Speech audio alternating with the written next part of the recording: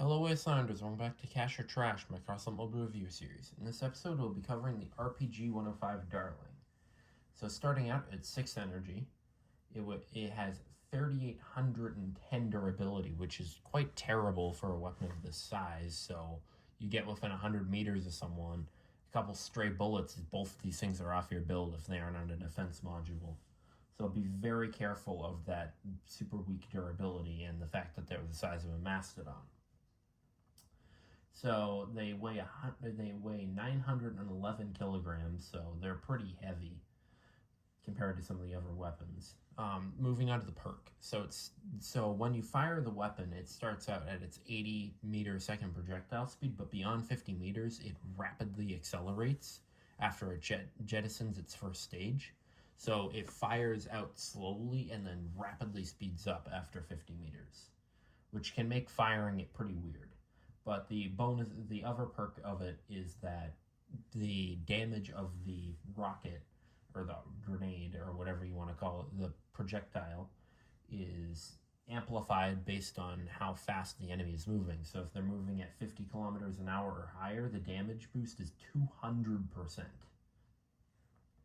So continuing on, it has a 500 meter range, a 5.5 second reload, an 80 meter a second projectile speed as stated earlier. It's 37 on the direct and 63 on the explosives, so definitely get some blast mods on these things. 120 degree a second rotation speed means it's pretty solid for cars, and a 3 meter blast radius. So if there's armor beside a gun and you hit the armor, you might not hit the gun, but you probably will hit the gun. So based off that, recommended cabins, obviously if you have a relic cab, run that. It works really well for all three of them, as the gladiator gives it projectile speed and reload. The Basan makes it so they stay on a lot longer because of that shield, and it gets a nice damage buff. And the Kensei allows you to sneak up on enemies and whack them with this high damage grenade launcher. But if you don't have the relic cabs, the Machinist is a good choice, as it will allow the RPGs to stay on. The Serrera is just really good, so that could work. Even if you lose the RPGs, which is probably going to happen at that range, you'll still have the damage of the Serrera. And if you just want to buff the overall damage output, a T card might not be a bad idea. So really that's it for the stats. Let's get on to some gameplay. Editing Angry Corn Cob here. I forgot to bring up that glitch at the beginning of the video. So basically from a range of about 51 to 54 meters, or 55 meters, is a very high chance that the RPG round will just not do anything and hit the enemy for like 500 damage. Anyways, back to the video.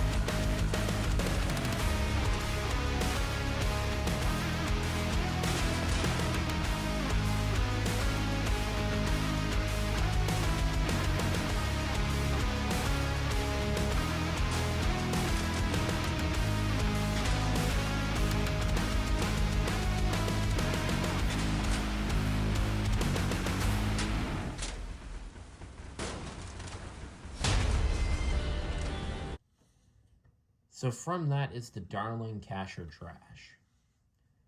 It's a cash. It definitely is, but it's an extremely hard to play weapon.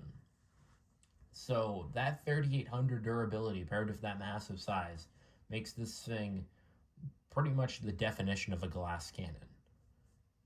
This thing gets hit by pretty much anything, it's gone. That's it. Even averter, Gui, unkill, that combo you can definitely save them a bit longer. But if you get under direct fire by any of the high damage weapons out there, these things are gone. So you really want to poke out, fire, and then get back behind cover. But doing that, they are exceptional at that, as their damage is ridiculous for direct hits. So a very high risk, high reward weapon, and very fun to play. That's pretty much it. Please consider to like and subscribe. See you next time. Bye-bye.